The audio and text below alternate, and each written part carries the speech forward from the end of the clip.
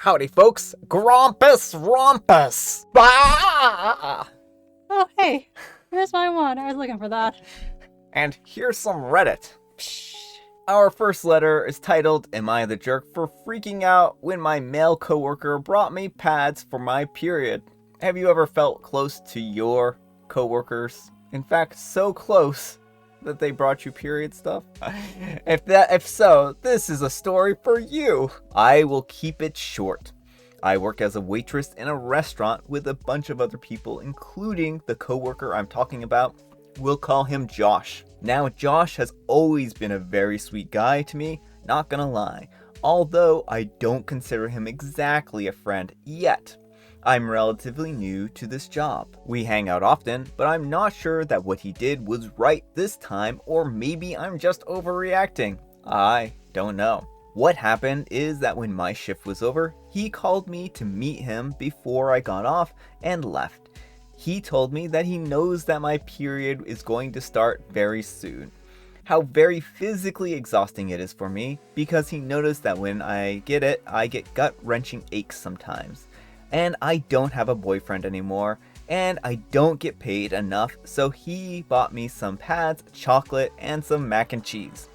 I was puzzled, cause how could he know when my period would come? He said that he asked my female friend, who's also our coworker, who told him that I told her that my menstrual cycle is constant, and she helped him know when and how physically hard it is on my body, and some bunch of other stuff about me. She and I are very close, and sometimes we talk about this, so I believed him when he said that she told him. I kind of freaked out. I put the bag on the table where he can see it, and I left as quickly as I can. It's been several hours after this, and I'm kind of ghosting him at the moment. But I don't know if this is the right decision.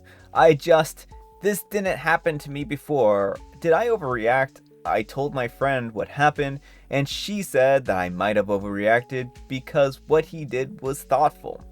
I need some time to sort out these feelings though. Am I the jerk? Edits. I don't think he exactly wants to have adult fun time. Josh sleeps around a lot. He hooks up several times every week or so. Mostly with men he's bi.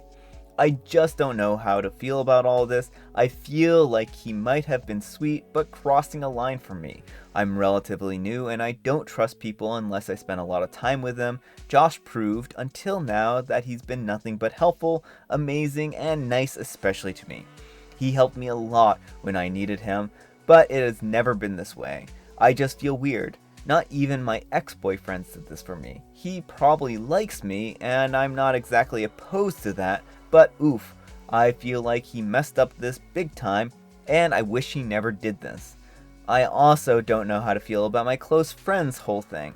It's mostly anger towards her right now. Alright folks, what do you think, jerk or not the jerk? Not the jerk. I would be creeped out by that too. I think that this is a very creepy situation, and I hope his heart was in the right place. Let's put it that way.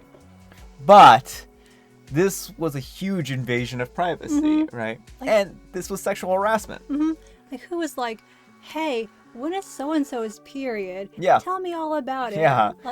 I mean, that is private medical information, and we usually keep these things private because it's just medical information, right? And a lot of people feel sketchy about having their medical information known. Now, I think it could have come across sweet if he had made a box with a bunch of different care packages in it and left them in an open place for people to take when they needed them. Then that might have been sweet, right? Or potentially, and I think this one's a little bit gray, is if he had made a care package, given it to the friend and said, hey, when she starts her period, let her know that she has this care package, right? Because if you two are close, then you might have told her, and then she could have given you the care package, right? And I think that would have been a little more acceptable, because then at least he's not fishing for this information, right?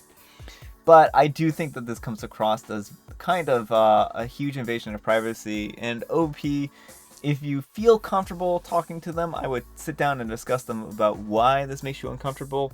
But also, if you don't feel comfortable, then you can talk to your manager and potentially even file a sexual harassment claim. That way, this kind of behavior is we'll be able to stop, right? And then that way it's also on record, and they won't talk about these kinds of things behind your back anymore, and they'll know better. I know you don't want to get people in trouble, but this is also a really bad way of them approaching this. So anyhow, take care and good luck. Our next letter is titled, Am I a jerk for calling my sister too much for learning ASL just because my, not her, child is deaf? What?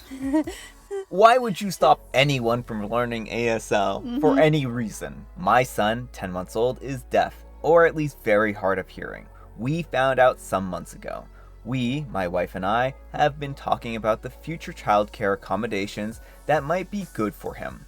There's a daycare nearby run by a woman who speaks ASL and has an older deaf son, and casually mentioned this to my sister over the summer when she was visiting us, which put some ideas in her head. We were FaceTiming yesterday, and she told me that she's been taking an ASL course.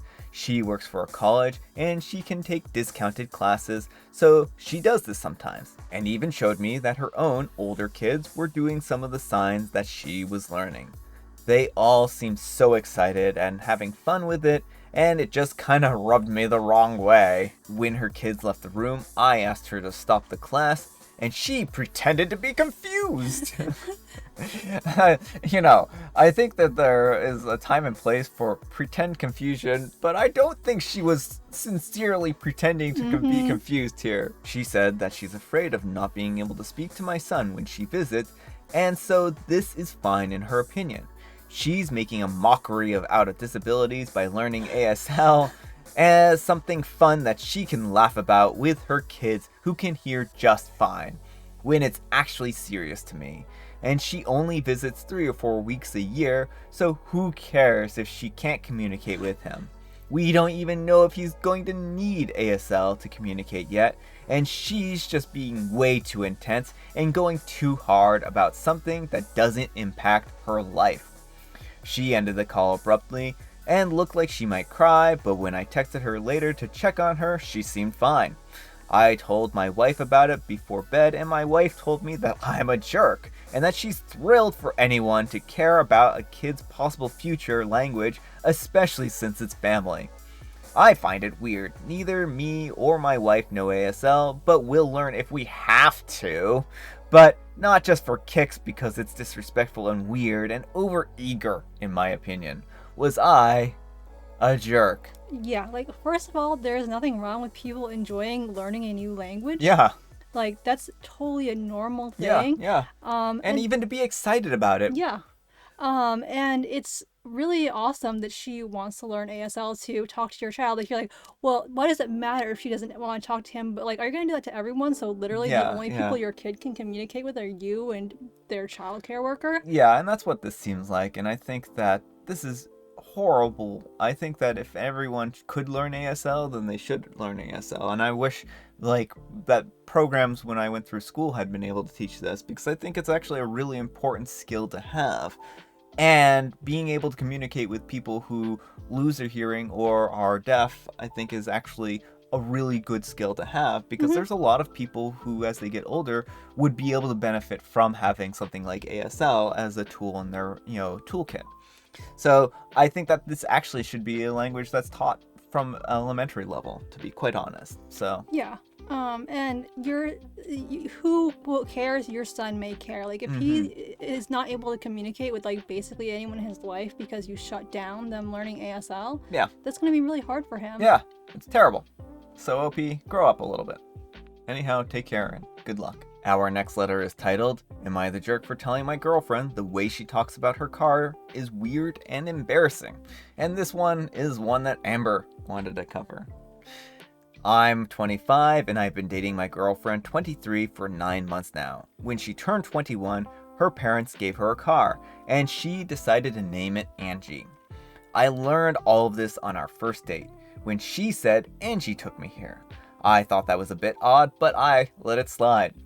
Throughout our relationship, she has always talked about her car as if it's talking about another person. When she got a flat tire on the highway a few months back, she called me and said that Angie's shoe broke and she has to get a new one. When she goes to the car wash, she describes it as giving Angie a bath. This all came to a head this weekend when my friends and me went out drinking, and my girlfriend offered to be the designated driver. We were out for a couple hours, and admittedly we got a bit too drunk. When my girlfriend came to pick us up, she said that she's stopping at the gas station to get Angie something to drink. This is where I might be the jerk. I told her that I think it's weird and embarrassing of her to talk about her car like that. It's a machine, not a pet or a kid, and that she should treat it like how a normal person treats any machine. She got very quiet and refused to say anything for the rest of the drive home. She dropped off my friends and then drove me to my apartment. I asked her why we weren't going back to hers, and she said that she needed some time to think and told me to get out. She's been on radio silence since then, and I'm starting to think that I did something wrong. Am I the jerk for what I said? Amber is nodding yes. She is apparently losing her voice. And I say, OP, yes, you're the jerk in this situation. She likes her car and she treats it how she wants to treat it. It's not harming anyone. It's not harming you. And I think that you have a weird hang up about her treating her car more personally. Who cares? She likes it. It's her possession. And she can treat her car how she wants. And I think it's sweet that she's taking the time to be kind to her car, being kind to a possession that gets her around, and not taking it for granted. And I think a lot of people do take their cars and other possessions for granted and then just don't care about them getting trashed or thrown away or anything like that. So I think this is really nice. So, and I think you're a curmudgeon. Yeah. And so, yeah, anyhow, take care and good luck. Our next letter is titled, Am I a jerk for telling my daughter to stop reading tarot cards for money? My daughter, 14, has recently taken up an interest in tarot cards, and she's been doing readings for several family members and her friends.